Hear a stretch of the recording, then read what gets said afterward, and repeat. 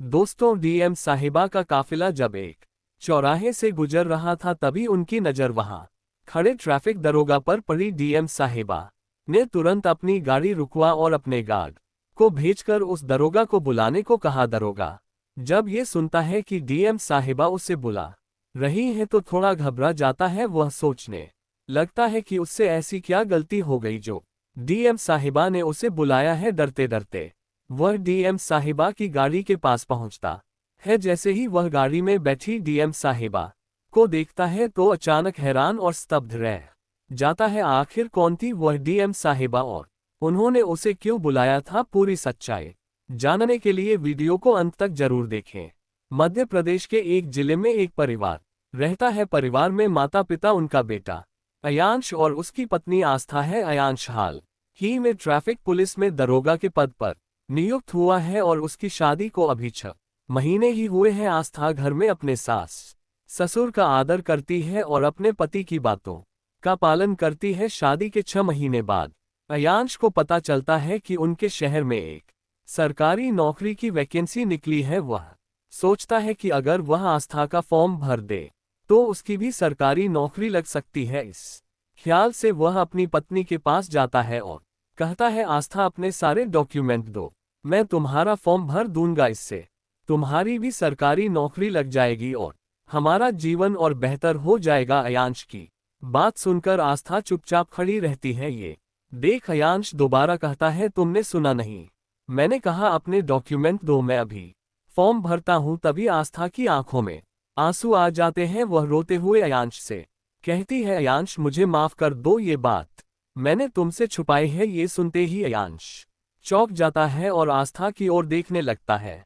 आखिर आस्था ने ऐसा क्या छुपाया है? अब ये सुनते ही अयांश एकदम से आस्था की ओर खड़ा हो जाता है और कहता है, आखिर तुमने कौन सी बात छुपाई है? क्या हुआ जो तुम इस तरह रो रही हो? इसके बाद आस्था धीरे धीरे बताने लगती है, देखो मैं ज्यादा पढ़ी लिखी नहीं हूँ, मैंने सिर्फ 9वीं क्लास तक पढ़ाई की है और उसके बाद पढ़ाई छोड़ दी थी। जब मेरी और तुम्हारी शादी हुई तब मेरे घरवा और तुम्हारे घर वालों ने मुझसे कहा था कि तुम्हें ये बात नहीं बतानी है। उन्होंने कहा था कि तुम्हें बस घर संभालना है और इसी तरह अपने ससुराल में अच्छी तरह से जीवन व्यतीत करना है। मैंने कई बार अपने पिता से कहा था कि इस तरह मेरी शादी मत करो, लेकिन वह नहीं माने और उन्होंने तुम्हारे साथ मेरा रिश्ता तय कर दिया। अब मैं तुम्हारी पत्नी बनकर तुम्हारे साथ रह रही हूँ। ये सुनते ही अयांश गुस्से से लाल हो जाता है और आस्था पर चिल्ला आने लगता है, तुमने ये सब मुझसे क्यों छुपाया? इतना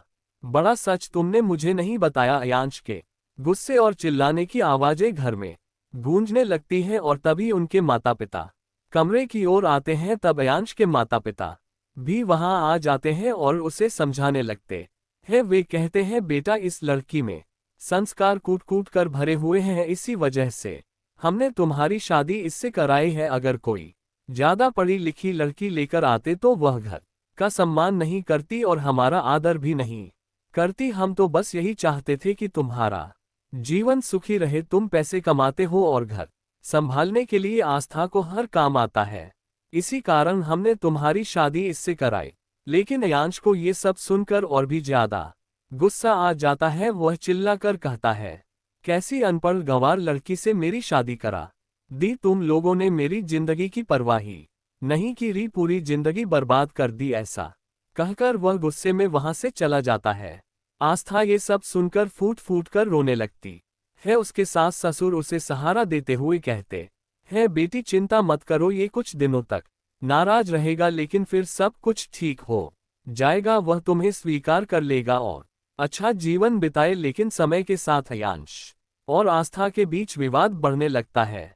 छोटी छोटी बातों पर अयांश आस्था को अनपढ़ गंवार और जाहिल कहकर अपमानित करने लगता है। वह हर मौके पर उसकी बेइज्जती करता है, जिससे आस्था का जीवन और भी कठिन हो जाता है। जब तक अयांश को यह नहीं पता था कि आस्था 9वीं कक्षा तक ही पढ़ी है तब तक सब कुछ ठीक था, लेकिन इस सच्चाई के पता चलने के बाद से उसका व्यवहार पूरी तरह बदल गया।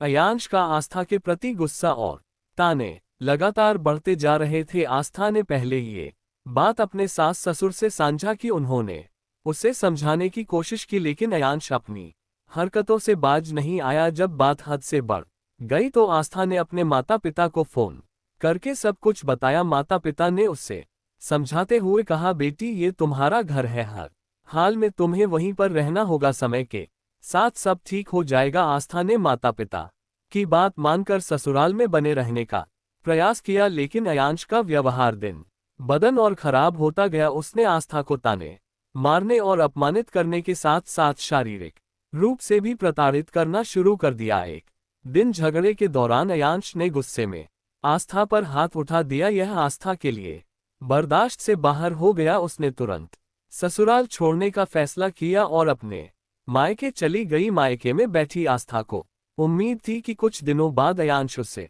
मनाने के लिए जरूर आएगा, लेकिन अयांश अपने गुस्से और अहंकार में डूबा रहा। उसने आस्था को मनाने की कोई कोशिश नहीं की और आराम से अपने घर में रहने लगा। जब अयांश के माता पिता ने उससे कहा कि वह आस्था को मायके से लाकर सुलह कर ले तो उसने साफ मना कर दिया। उसने गुस्से में कहा, मैं उसे वापस नहीं लाऊंगा, उसे तलाक दूंगा, मुझे ऐसी पत्नी नहीं चाहिए जो अनपढ़ और गंवार हो। यह सुनकर माता पिता ने उसे समझाने की बहुत कोशिश की, लेकिन अयांश ने उनकी एक भी बात नहीं मानी। वह सीधे कोर्ट जाकर तलाक का केस दर्ज कर देता है। कुछ दिनों बाद कोर्ट का संबंध आस्था के पास पहुंचता है। जब आस्था को ये पता चलता है तो उसे बेहद गुस्सा आता है।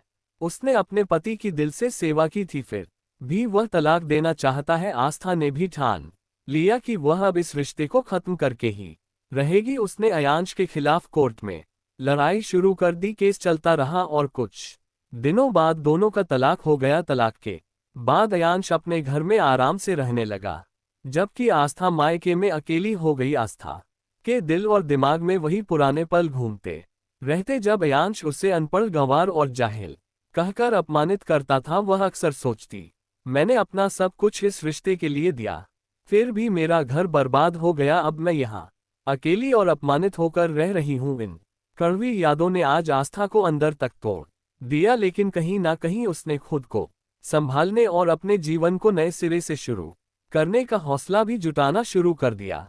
आस्था तलाक के बाद एक अनिश्चित जीवन जी रही थी। कभी वह अपने पति अयांश पर गुस्सा करती तो कभी उसे लगता कि जो कुछ हुआ वह बेहद गलत था। इस बीच उसके पिता उसकी हालत देखकर चिंतित हो गए। उन्होंने कहा, बेटी अब मैं क्यों ना तुम्हारी दूसरी शादी करवा दूं। हमारे पास पैसे की कोई कमी नहीं है और तलाक के बाद जो मुआवजा मिला है उससे तुम्हारा भविष्य अच्छा बना सकता हूं। लेकिन आस्था ने अपने पिता की बात को साफ मना कर दिया। उसने दृढ़ता से कहा, पिताजी अगर आप मेरी दूसरी शादी करा देंगे तो क्या गारंटी है कि अगला व्यक्ति मुझे अनपढ़ और गंवार कहकर अपमानित नहीं करेगा। मैं अब शादी नहीं करूंगी, पहले मैं अपने ऊपर लगे इस दाग को मिटाना चाहती हूँ। ये सुन उसके पिता हैरान होकर पूछते हैं, बेटी इस दाग को कैसे मिटाओगी। आस्था ने आत्मविश्वास के साथ जवाब दिया, अब मैं पढ़ाई करूंगी, पढ़ लिखकर एक पढ़ी लिखी और आत्मनिर्भर महिला बनूंगी। उसके बाद मैं देखती हूँ कि कौन मुझे अनपढ़ और गंवार कहकर बुलाता है। ये सुनकर उसके पिता थोड़े चिंतित हो गए और बोले, बेटी पढ़ाई तो तूने बहुत पहले छोड़ दी थी, अब इतने समय बाद इसे कैसे शुरू करेगी। आस्था ने दृढ़ता से कहा, पिताजी चाहे जो भी हो जाए मुझे पढ़ाई करनी है, मैं मेहनत करूंगी और अपना नाम रोशन करके दिखाऊंगी। अब मुझे अपने सपनों को पूरा करना है और खुद को साबित करना है। उसके आत्मविश्वास और हौसले को देखकर उसके पिता ने उसकी पढ़ाई का पूरा समर्थन करने का फैसला किया। उन्होंने कहा, बेटी अगर तुझे पढ़ना है तो मैं तेरे हर कदम पर तेरे साथ हूँ। आस्था ने ठान लिया था कि उसे अपने पूर्व पति अयांश को ये दिखाना है कि वह किसी से कम नहीं है। उसने खुद से वादा किया कि जब तक वह सरकारी नौकरी हासिल नहीं कर लेती तब तक उसकी पढ़ाई लिखाई का सिलसिला बंद नहीं होगा। उसके पिता ने उसकी लगन और जुनून को देखकर कहा, बेटी अगर तुम्हें पढ़ाई करनी है तो बेफिक्र होकर पढ़ो, तुम्हारी पढ़ाई में जो भी खर्च होगा मैं उठाऊंगा। तुम अपनी पढ़ाई पर ध्यान दो और किसी भी चीज की चिंता मत करो। इस समर्थन के बाद आस्था ने पूरी लगन के साथ अपनी स्कूली शिक्षा फिर से शुरू की। उसने धीरे धीरे 9वीं और फिर 12वीं कक्षा पास की। इसके बाद उसने ग्रेजुएशन में दाखिला लिया। पढ़ाई के दौरान उसे कलेक्टर की पोस्ट के बारे में पता चला। उसने समझा कि कलेक्टर बनने के बाद हर सरकारी अधिकारी उसके अधीन काम करेगा। यह विचार आस्था को और प्रेरित करता गया। उसने अपनी पूरी ऊर्जा ग्रेजुएशन पूरा करने और उसके के बाद सिविल सर्विस की तैयारी में लगा दी। उसने ठान लिया था कि वह अपने बलबूते पर कुछ बड़ा करके दिखाएगी और अपने पूर्व पति समेत उन सभी को जवाब देगी जिन्होंने उसे अनपढ़ और गंवार कहा था। आस्था ने कलेक्टर बनने का सपना देख लिया था और उसी दिशा में अपनी मेहनत जारी रखी। उसने खुद को पूरी तरह पढ़ाई और तैयारी में झोंक दिया। 2 साल की कड़ी मेहनत के बाद आस्था की मेहनत आखिरकार रंग लाए और कलेक्टर बन गई। जैसे ही यह खबर फैली, उसके पिता की खुशी का ठिकाना नहीं रहा। अब तक जब आस्था अपने जीवन को दोबारा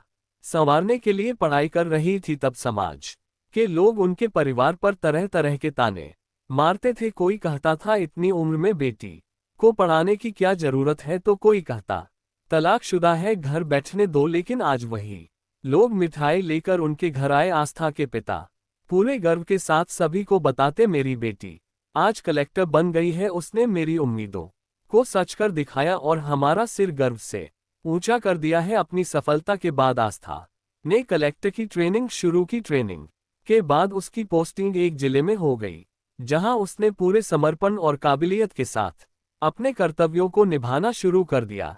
आस्था ने अपनी जिंदगी को नए सिरे से लिखा और समाज को ये संदेश दिया कि मेहनत और हौसले के साथ हर चुनौती को पार किया जा सकता है। आस्था, जो अब कलेक्टर बन चुकी थी, अपनी मेहनत और ईमानदारी से अपने कर्तव्यों का पालन करती रहती थी। एक दिन उसे किसी जरूरी काम से बाहर जाना था। वह अपनी गाड़ी में बैठी और अपने गनर और ड्राइवर के साथ रवाना हो गई। रास्ते में एक बड़ा चौराहा आया जहां ट्रैफिक पुलिस मुस्तैद थी। जैसे ही कलेक्टर साहिबा का काफिला वहां पहुंचा, ट्रैफिक पुलिस ने तुरंत ट्रैफिक को साइड करना शुरू कर दिया ताकि उनका काफिला बिना रुकावट के आगे बढ़ सके। आस्था की नजर अचानक एक ट्रैफिक पुलिस वाले पर पड़ी। उसे देखते ही वह चौंक गई। वह और कोई नहीं बल्कि नीरज था, आस्था का पूर्व पति, जिसने कभी उसे अनपढ़ और गंवार कहकर अपमानित किया था और उससे तलाक ले लिया था। आस्था ने तुरंत ड्राइवर को गाड़ी रोकने का आदेश दिया। गाड़ी रुकने के बाद उसने रियर व्यू मिरर में एक बार फिर ध्यान से देखा, ये सुनिश्चित करने के लिए कि वह व्यक्ति अयांश ही है। जैसे ही उसने पहचान लिया कि वह अयांश है, उसके चेहरे पर गंभीरता छा गई। आस्था ने अपने गनर से कहा, गाड़ी से उतरकर उस दरोगा को यहाँ बुलाकर लाओ जो वहां खड़ा है। गनर तुरंत गाड़ी से उतरा और अयांश के पास गया। उसने कहा, कलेक्टर साहिबा आपको बुला रही है। नीरज, जो काफिले को देखकर पहले ही सतर्क था, ये सुनते ही घबरा गया। उसे समझ नहीं आया कि कलेक्टर साहिबा उसे क्यों बुला रही है। वह मन ही मन सोचने लगा, मुझसे ऐसा क्या गलती हो गई है जो कलेक्टर साहिबा ने मुझे बुलाया है। डर और संशय के साथ नीरज धीरे धीरे कलेक्टर साहिबा की गाड़ी की ओर बढ़ने लगा। डरते हुए वह कलेक्टर साहिबा की गाड़ी तक पहुंच जाता है। वहां जाने के बाद जैसे ही वह गाड़ी के अंदर देखता है, सामने बैठी हुई कलेक्टर साहिबा को देखकर एकदम से हैरान रह जाता है। इधर जो कलेक्टर साहिबा गाड़ी में बैठी हुई थी, जैसे ही वे उसकी तरफ देखती हैं तो अयांश एकदम से उन्हें सल्यूट मारता है और कहता है, हाँ मैडम, बताइए क्या काम है। इसके बाद आस्था, जो कलेक्टर साहिबा थी, कहती है, तुम कल मेरे ऑफिस में आओ, मुझे तुमसे कुछ बात करनी है। इतना कहकर आस्था वहां से चली जाती है। अयांश इस बात को सोच सोच कर हैरान रहता है कि आस्था इतनी बड़ी कलेक्टर कैसे बन गई। आखिर ऐसा क्या हुआ था। इसके बाद अयांश उस गांव के अंदर जाता है जहां पर आस्था पहले रहती थी और उनके बारे में पता करने की कोशिश करता है। पूछताछ के बाद उसे आस्था की पूरी कहानी समझ में आ जाती है। उसे पता चलता है कि जब आस्था का तलाक हो गया था तो उन्होंने दूसरी शादी नहीं की। इसके बजाय उन्होंने अपनी पढ़ाई लिखाई पर ध्यान दिया और मेहनत करके कलेक्टर बनकर दिखाया। गांव के लोग उनकी इस संघर्ष भरी कहानी को जानते और सराहते थे। इसी वजह से अयांश को ये सब जानकारी आसानी से मिल जाती है। इन सब बातों को सोचकर अयांश बहुत ज्यादा हैरान हो जाता है। इसी हैरानी में वह अगले दिन कलेक्टर साहिबा से मिलने के लिए उनके ऑफिस चला जाता है। वहां पहुंचकर वह बाहर इंतजार करता है। तभी आस्था उसे अंदर बुलाती है। अयांश जैसे ही केबिन के अंदर जाता है, उसके पास शब्द ही नहीं होते कि वह अपनी गलती के लिए माफी मांग सके या ये कह सके कि उससे जो कुछ भी हुआ वह बहुत बड़ी गलती थी। आस्था उसकी हालत देखकर सब समझ जाती है और उससे बैठने के लिए कहती है। अयांश सहमते हुए जाकर कुर्सी पर बैठ जाता है। उसके बाद दोनों के बीच बातचीत शुरू होती है। बातचीत की शुरुआत आस्था करती है और सबसे पहले आस्था अयांश का धन्यवाद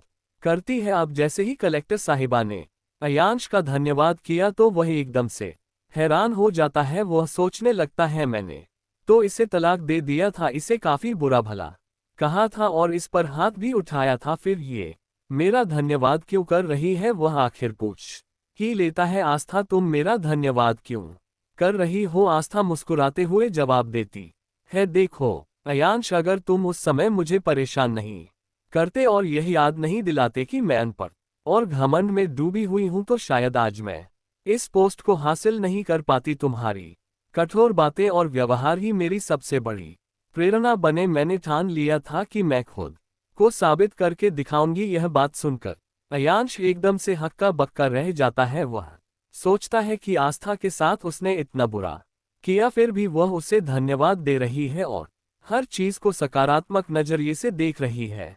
अयांश खुद को रोक नहीं पाता और आस्था के सामने फूट फूट कर रोने लगता है। वह कहता है, आस्था, मुझे माफ कर दो, मुझसे बहुत बड़ी गलती हो गई। मैंने तुम्हें तलाक देकर अपनी ही जिंदगी खराब कर ली। अगर मैं तुम्हें तलाक नहीं देता तो मेरी जिंदगी आज और भी बेहतर हो सकती थी। आस्था थोड़ी गंभीर होकर पूछती है, वह कैसे? अयांश जवाब देता है, तुमसे तलाक देने के बाद मैंने एक पढ़ी लिखी लड़की से शादी कर ली, जैसा माता पिता ने कहा था, लेकिन वह वैसी बिल्कुल भी नहीं निकली जैसी मुझे उम्मीद थी। उसने जीना हराम कर दिया है। अयांश अपनी बात को आगे बढ़ाते हुए कहता है, और मैं उससे चाहकर भी तलाक नहीं दे सकता क्योंकि वह बार बार तरह तरह के केस मुझ पर करने की कोशिश करती है। वह मुझे धमका रहती है और कहती है कि अगर मैंने इधर उधर कुछ भी किया तो मेरी नौकरी भी चली जाएगी और मेरे माता पिता को भी घर में चैन से नहीं रहने देगी। इतना कहते हुए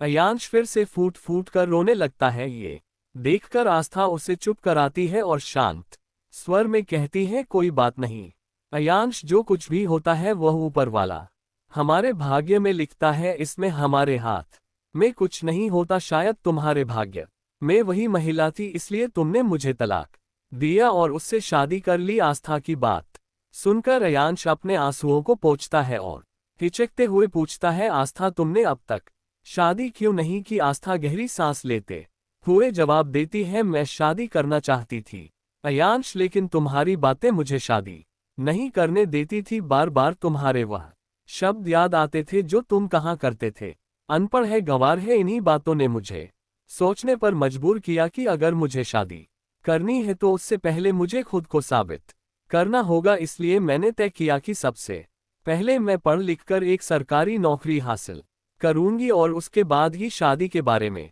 सोचूंगी। इन बातों को कहकर आस्था आगे कहने लगती है, खैर छोड़ो इन बातों को, इनमें तो काफी समय लग जाएगा, लेकिन याद रखना अयांश, जिंदगी में कभी भी अगर तुम्हें मेरी जरूरत हो तो बेहिचक मुझे फोन कर सकते हो। आज मैं जो भी हूं तुम्हारी बदौलत हूं। अगर तुमने मुझे ताने नहीं मारे होते तो शायद मैं कभी भी इस पोस्ट को हासिल नहीं कर पाती। यही कारण था कि मैंने तुम्हें यहाँ बुलाया। थोड़ी देर रुककर आस्था ने कहा, तुम भले ही मेरे बारे में कुछ भी सोचो, लेकिन मैं तुम्हारे बारे में हमेशा अच्छा ही सोचती हूँ। तुम्हारी वजह से आज मेरी जिंदगी सफल हो गई है। ये कहकर आस्था अयांश को वहां से जाने के लिए कह देती है। अयांश मायूस सा होकर वहां से निकल जाता है। शाम को आस्था अपने पिता से बात करती है और कहती है, पिताजी, आज मेरी मुलाकात अयांश से हुई। पिता हैरान होकर पूछते हैं, बेटी वह क्या कह रहा था? तब आस्था अपने पिता को सारी बातें विस्तार से बताती है। ये सब सुनने के बाद पिता को अपनी बेटी पर गर्व महसूस होता है।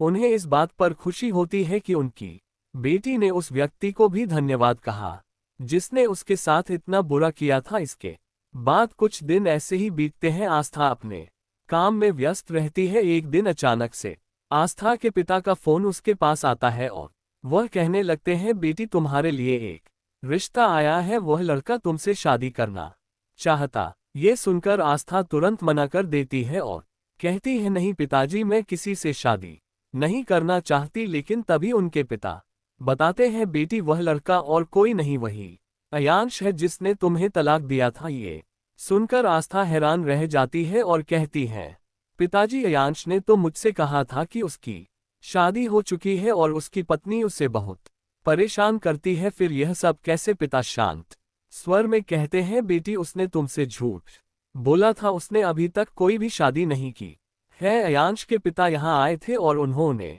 मुझे पूरी सच्चाई बताई। दरअसल जब तुम दोनों का तलाक हुआ था तो उसके कुछ दिनों बाद तक अयांश गुस्से में था, लेकिन उसके बाद अयांश अपने किए गए फैसले पर पछताने लगा। बार बार वह आस्था को याद करता और याद करके फूट फूट कर रोता। उसके माता पिता ने भी उसे कई बार शादी करने के लिए कहा, लेकिन उसने साफ मना कर दिया और कह दिया, मैं किसी और से शादी नहीं करूंगा। अब जब अयांश की मुलाकात आस्था से हो गई थी तो उसे लगा कि वह दोबारा उसके साथ शादी कर सकता है, चाहे इसके लिए उसे कुछ भी करना पड़े। वह माफी मांगने और अपनी गलतियों को सुधारने के लिए पूरी तरह तैयार था। पिता ने सारी बातें आस्था को समझाए और कहा, बेटी, वह सच में अपने किए पर पछता रहा है और तुम्हारे साथ नई शुरुआत करना चाहता है। ये सब सुनकर आस्था कुछ देर तक सोच विचार करती रही। आखिरकार उसने कहा, ठीक है बाबूजी, आप मेरी उसी से शादी करवा दीजिए और उसे बता दीजिए कि मैं शादी के लिए तैयार हूँ। इसके बाद आस्था और अयांश की दोबारा से शादी हो जाती है। शादी के बाद दोनों खुशी खुशी जीवन व्यतीत करने लगते हैं। एक दिन शादी के बाद अयांश आस्था से पूछता है, आस्था, तुमने इतनी आसानी से इस शादी के लिए हाँ क्यों कर दी? मैंने तो तुम्हारे साथ बहुत गलत किया था। आस्था मुस्कुराकर जवाब देती है, अयांश, शादी जिंदगी में एक बार होती है और मैंने सोचा जब एक बार मेरी शादी हो चुकी थी तो क्यों ना उसी इंसान के साथ शादी की जाए जो अब अपनी गलती समझ चुका है और दोबारा शादी के लिए राजी है। वैसे भी मैंने अपनी जिंदगी की शुरुआत तुम्हारे साथ ही की थी। यह अलग बात है कि हमारे बीच झगड़े हुए और उन झगड़ों के कारण हमें एक दूसरे से काफी समय तक दूर रहना पड़ा, लेकिन अब मैं चाहती हूं कि हम अपनी जिंदगी को दोबारा मिलकर सही तरीके से शुरू करें। तो दोस्तों, ये कहानी थी एक लड़की की जिसे अनपढ़ और गंवार कहकर तलाक दे दिया गया था, लेकिन उसने हार नहीं मानी और अपनी किस्मत अपने हाथों से लिख डाली। यह कहानी हमें सिखाती है कि हालात चाहे जैसे भी हो, मेहनत और लगन से सब कुछ बदला जा सकता है। आप आस्था के बारे में क्या कहना चाहेंगे और अयांश के बारे में आपकी क्या राय है? अपनी राय कमेंट सेक्शन में जरूर लिखें और इसे दूसरों के साथ साझा करें। दोस्तों, इस कहानी को बताने का मेरा उद्देश्य किसी की भावनाओं को आहत करना या किसी को ठेस पहुंचाना नहीं है, बल्कि मैं आप सभी को प्रेरित और जागरूक करना चाहता हूं कि परिस्थितियां चाहे कितनी भी कठिन क्यों ना हो, इंसान अपने दम पर उन्हें बदल सकता है। अगर आपको ये कहानी पसंद आए हो तो हमारे चैनल को लाइक, शेयर और सब्सक्राइब जरूर करें। ऐसी और प्रेरणादायक कहानियों के लिए जुड़े रहे। जहां भी रहिए, सतर्क रहिए, सुरक्षित रहिए। बहुत बहुत धन्यवाद।